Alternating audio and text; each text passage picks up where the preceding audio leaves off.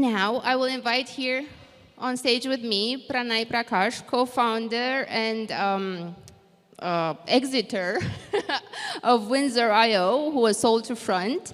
He comes from America, and he's going back to San Francisco. He was telling me all about the new wave of San Franciscan founders. We're going to talk about the confessions of an AI founder and engineer building and selling a startup in the current market. Please join me in welcoming him to the stage. Pranay Prakash.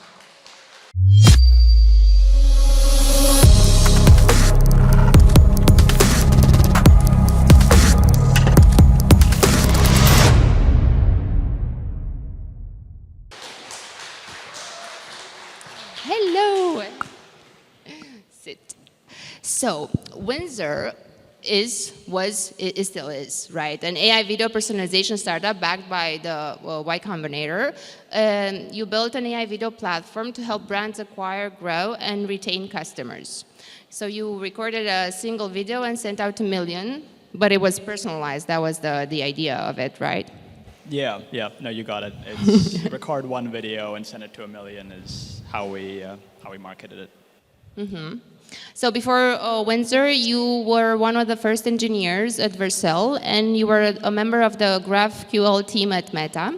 In addition to AI and developer tools, you are also interested in designing new products and building high-quality engineering and design teams. When you're not coding, you're surfing, and you're interested in archery and food. Have you tasted Romanian food?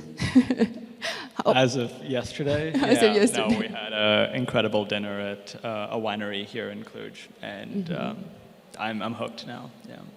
I love it that you have a background in computer science, art, and design. It's a mix, so you are interested in the full spectrum of everything that has to build with tools and apps and such.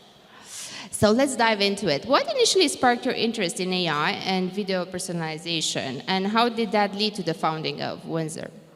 Yeah, so my background actually was not in AI. It was more so in developer tools, and started as an engineer, started doing a lot of infrastructure developer tools, between GraphQL and Vercel. So when I started Windsor, we actually started as a developer tool, and it was basically what GitHub Copilot is now, but way back in the day. Sorry. Yeah. But I think during the process of building a different business, and we were struggling with our own sales and marketing, and we started to see people do videos. I think the first example actually was my co-founder. He bought something online. I think he bought a sweater or something, and he got this thank you video from the founder. This guy took an iPhone, recorded a video of himself, and sent it to us, just thanking him for buying a sweater. And at the time, I saw the excitement that Andrew got when he had this video. He showed it to me, he showed it to his friends, and he was excited about it. Meanwhile, I was sending out thousands of emails to people, trying to get them to talk, get onto a phone call, and nobody responds to them. So we thought this video stuff was cool, it was working. Andrew is really the brilliant person behind AI, and he was reading on some of the papers and the models, and we didn't think it was possible to do what we wanted to do. But I think in 2 weeks, he completely independently came back with a demo, and was we were able to get videos of me saying all sorts of stuff. And that was really cool, so we put it up online, started to get a lot of interest on Reddit in the beginning, and then that's how we accidentally found ourselves in AI and video and built a cool company around it. But I don't know, that's a long answer to, we accidentally ended up in AI. That wasn't very intentional. But. Thank you. The company that you built was backed by the Y Combinator. How did this experience with the YC shape your company, your startup, and what were the key takeaways from that period if you were to impart your knowledge with the next generation of founders? Yeah, so the sense of YC right now, I think, is a little bit more controversial. It's when I hear people talk about it in the Bay Area, about taking the money from YC, the valuations are low, there's other companies, there's a lot of accelerators and stuff like that. At the time that I was starting Windsor, though, it was influential. We would not have built anything without YC. I think the fundamental thing for me is I was working on a visa in the US, and I wanted to build something, but I could not have done it if I didn't have funding, especially from something like YC, because the brand and everything helps me get a visa. So, that was, I think, the main motivation for me. Without YC, I would not have been able to start the company at all.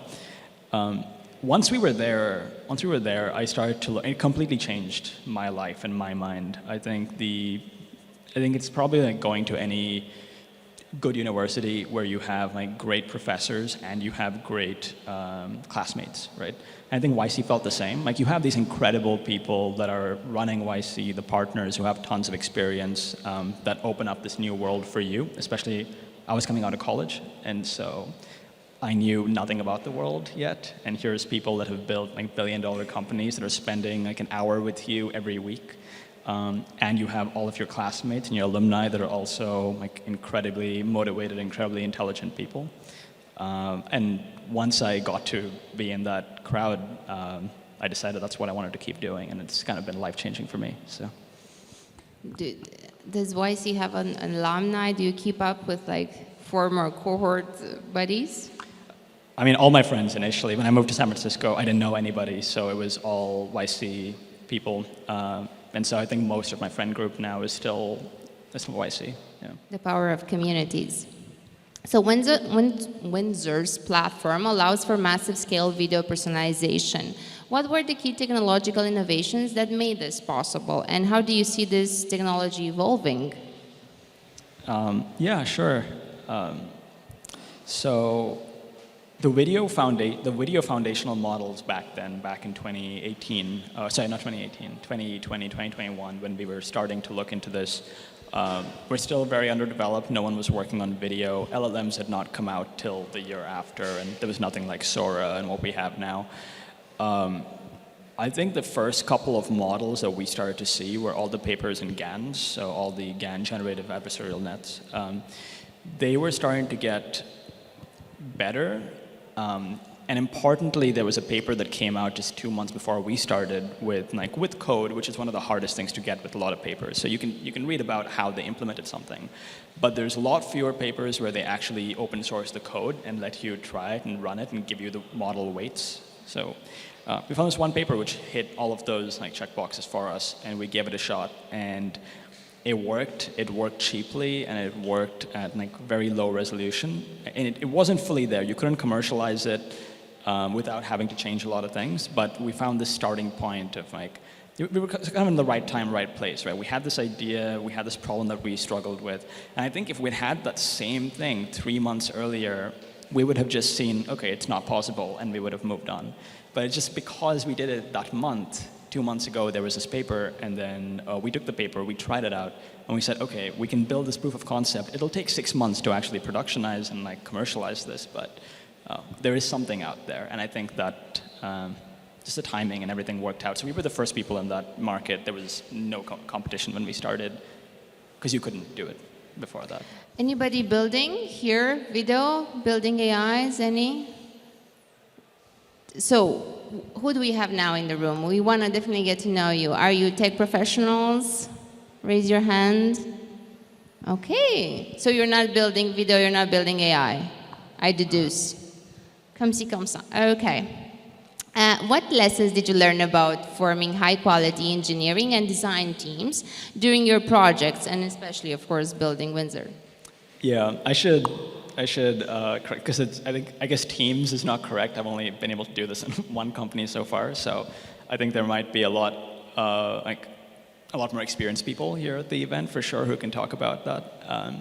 The only experience I've had is building an engineering and design team at Windsor, which was about 12 people, and so it was getting from the ground up and the first couple of people. For me, I think coming from an engineering background and having worked with both at Vercel and working at Facebook, I'd worked with some of the best engineers that are out there, honestly, and it was incredible to work in their vicinity and see how those people came to be there, and how those teams, how Facebook and how Vercel was attracting this quality of talent and concentrating everybody in like one place. Like everybody there was intelligent. It wasn't like you had this one guy that was, carrying the entire team. It was great. And I guess I learned a couple of things from there, specifically with product. I don't think I was very good at anything outside of just engineering and design, but I tried to copy some of those things, which I'm happy to dive into, but I'm definitely not an expert, I wanted to say. It's just one team. Definitely. What do you appreciate most about building a team? You're probably, what's coming up next in your life? You're thinking of probably developing something now that you exited, but you're taking some time. So think about the people that are part of teams or building teams. You've worked with, you mentioned la creme de la creme. What's the most important thing in building teams on the tech side? Yeah. In your opinion, of course, you're not an Yeah. expert, but from your experience. For sure. There was one. I guess there was one thing. If I had to boil it down to like one thing that we did was finding people who were intrinsically motivated, especially for engineering. I think finding people who are intrinsically motivated to build something, and that was, for me, what that meant. What I've seen at both those other companies were, people showed up and wanted to like build what they wanted to build. It was not really like top down, and one of the most common quality was everybody had a side project. Right? Everyone I worked with has either actively or in the past built multiple side projects. They just do it for fun. They do it on the weekends. They do it on like weekdays, in addition to their main job. And that made a lot of sense because I was that kind of person in college. Windsor started as a side project, and I had another 100 side projects that have never finished and seen the light of day. But the people that work on side projects are the ones that are like doing it for passion, and they're here for the right reasons, and they're intrinsically motivated to build this thing. And so I guess that was the one thing we did with hiring was we only hired people that had a side project, and that was the first question on our screening form. And if they didn't have one, I didn't even honestly consider the rest of it because it just wasn't our culture. Is this important for creativity, for learning, to have side projects? I think it's a lot of things, but definitely learning, like the motivation to do that. You're hacking on something that you don't understand, and you want to dive deeper and learn this thing. There's a black box that you want to break and understand how it works, and so you work on a side project that's way beyond your capacity, and you do it. Like you just figure out how to do it the hard way. I think those are the kinds of people I like hanging out with, and that was it. Yeah. We discussed about building the product, we discussed about teams. What were the key factors, in your opinion, that led to the acquisition? And what advice would you give to other founders considering an exit? Your lessons, share them with us. Yeah, I think one thing I learned from the acquisition was a lot of things are out of your control, like more often than not, at least in our situation, because the world has been so weird in the last 3 years, right? You had COVID before that, you had the economy, we had a lot of layoffs, and we had just tech dying very quickly and lack of funding, and then you have the AI boom. So anyway, because of how the world works around you, which is with the acquisition as well, I just realized you didn't have a lot of control over it, and you were getting acquisition offers. You got opportunities or offers from companies for factors that had nothing to do with your company, right? So a company has raised a lot of money or has just gone through a layoff, or is their board members are asking about AI every single day and they aren't doing anything yet and they need to build a team, whatever it is. It's the world around you. And so the only thing that we could do, I think we learned quickly, was just to be out there. And this was in general, this is also true for fundraising, because it was either raising a new round or going through an acquisition. And by just being super visible, the right company would find us if it was the right time for them, and then it would, it'd make sense for us. So we couldn't chase and find the companies that we wanted. People came to us, but we just went out there. So we were talking to people, going to events, doing more marketing on our product, and through that, we started to get offers, I think. I don't know if that answers your question. Would you do something different? I don't want to steer something. I just want to find out more. I feel, pull out of you this experience, because an exit, it's an important step. And I'm curious, would you do something different the second time around? Something different in what sense? When it comes to building a product and setting it free into the world. Yeah, no, there's a lot. There's a lot I would do differently. Sorry, I think we did more things wrong than we did things correctly, and I think universally, I feel like founders will say that to you as well. Um, so I mean, for some of the things I think are, I wish we were more intentional about, like how we did hiring. I think we got into the trap of like, we hired some people that were mistakes, not because they were bad people, they were lovely people and they knew what they were doing, it just, they were not the right person for the job at the time that we needed. Like somebody who is an amazing, incredible like executive perhaps at a Fortune 500 company, as impressive as the resume might be, they might just not be the right person for an early stage startup. They might not know the industry, whatever the reason is. I think that was the thing that took us a while to get right, especially on the non-engineering side. I think focusing more on, one of the things that caused issues for us was just not spending time on growth till it was too late. Like I talked about being out there and being present. We weren't doing that till the last year, right? Before the acquisition, which led to the acquisition. But I do think if we started doing that 5 years before, things would have been different, right? But one of our investors did tell me through the process, he said this thing, I think a few years in, when we had just let go of our first employee, and I was having a conversation with him, and he said, as an investor who's invested, and he's a pretty prolific investor too, he could tell founders about all the different mistakes and everything you should avoid over and over again, and he does tell people these things every single time. And no one learns. And basically the only way to learn a lot of things that you have to do is by just doing it incorrectly and then failing. And that was his message to me as well, was like, I could have told you this, but you would not have done anything differently. You just have to do it and fail. And then he's the same thing for the next 5 mistakes we made. So the idea is actually not to avoid failure, but fail fast. Do it, move forward. I think it's fail fast and learn and then move forward. What do you see as the next big trend in AI or in maybe the technology that you're thinking of building in the future, particularly maybe in the context of customer engagement and personalization, if you're going in that direction? Yeah, no, I think LLMs obviously have come since we started our company and they're new, and I've been excited just like everybody else to play with them.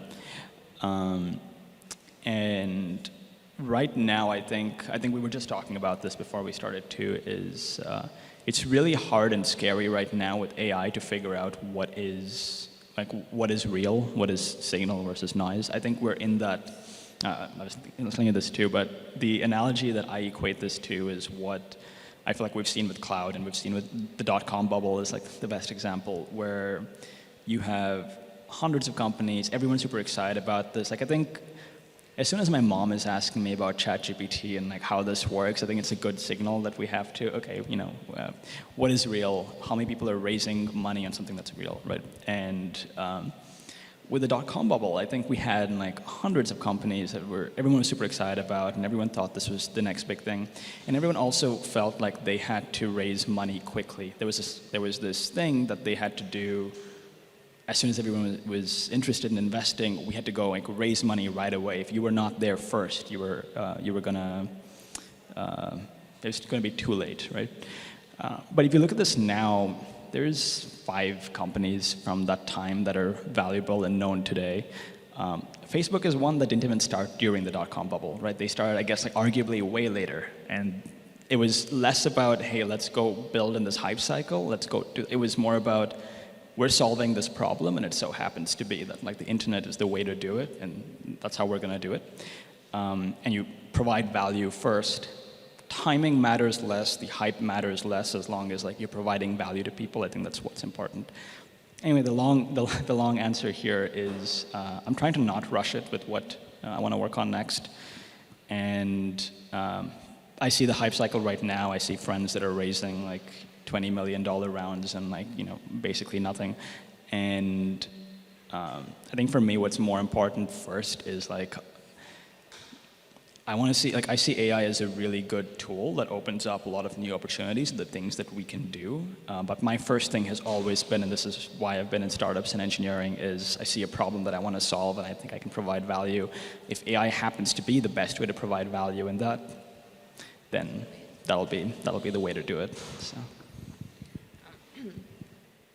How do you keep motivated to keep innovating? You're taking your time now, and it's for me, it's like so sustainable, not rushing into another, jumping on that horse again, because it will, once you jump on it, you can't go off it.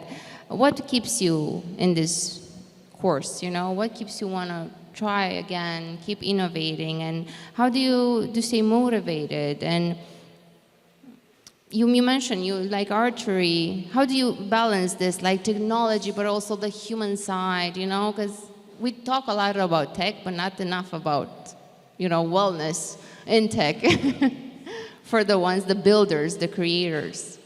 Yeah. So I think there's two things there. One is, for me, engineering and like building stuff is something that I do for fun. Right, it's fun first, and side projects are always a thing that are fun first. Like I choose to work on a side project on a weekend instead of maybe going out to a party because I genuinely have more fun doing that. And so that way, I don't usually think about like the work-life balance problem because I am choosing just to work on stuff that I want to do for fun. And if something like that ends up being, you know, a company or ends up being a product, and you know, that's what it is. I don't know, this might not be a very helpful answer in general, but that's what it is. It's up to them. They're going to pull your sleeve in the networking area. So what did you mean? Yeah. Talking about you, dear audience, do you have any questions? If not, I will take it. Just back, we have back there, actually. I have a question regarding the startups in AI. I see that many of them are afraid from the big players like, you name it, Apple, Google, Microsoft, Facebook, because they consider AI, and especially LLMs, like sustaining innovation, not disrupting innovation. And they are afraid to not be a feature at some point next month, next week in Google. How do you tackle this? Thank you. Yeah, so the question there, just to repeat it, was a lot of startups right now in AI are building, like, you know, whatever they're working on. How do you know that that's not just going to be a feature of something like Google or OpenAI or, yeah. That's correct, right? Okay. No, this is actually one of the big reasons that I'm trying to take it slow with like what I want to work on next too. And it's a really hard thing to figure out, but so my background is in developer tools, for example, and I feel like I saw this with cloud as well. And the analogy there is something like AWS, for example, when they have their core compute in the cloud, there's 100 different products you can build on top of compute. If you have a machine in the cloud you can SSH into, then you can also do Kubernetes and Lambdas and all these other things. And in the beginning, you had a lot of companies that were doing those kinds of things. But I think they're all first degree of like, we have compute. The very obvious next thing is let's also do like this very close, like one-step developer experience. And I can talk more about this in detail. And then if you go further out, if you see this like sort of firing zone or zeitgeist, it's like you have that in the middle, and then in the far other end is you have these like hyper niche products, right? So maybe you're doing automatic like form filling for immigration startups or something like that, like something that's very specific. Then you know OpenAI is not going to come into that market specifically. Maybe it's a less sexy market. Maybe it's not like something that's very close to this AI world. But it's more about solving the specific problem, a market that you understand, the people that you understand. You figure out the distribution, you figure out the edge. Then it doesn't matter because you're pretty safe that OpenAI, even if the tech gets better, it actually helps your customers. You're not at, you don't have to be afraid of them ever eating your lunch. So if that's helpful, I guess this summarized that it really is about like if you have you have your own niche, you have a vertical that you understand or a people that you understand. That's what you should serve, and AI just becomes a tool to do that. You will always be safe that way. If you build something that is much closer, that is like, oh, I have AI, let me solve a very obvious problem on top of that, which I see companies doing all the time, I think it's a lot more riskier. So. Any more questions? We have time for one. then I'm gonna take it. I'm curious. If somebody asks you, like, what label do you associate yourself more with now, entrepreneur or engineer? Definitely engineer. Definitely engineer. Engineer, true and true, to heart. Thank you so much.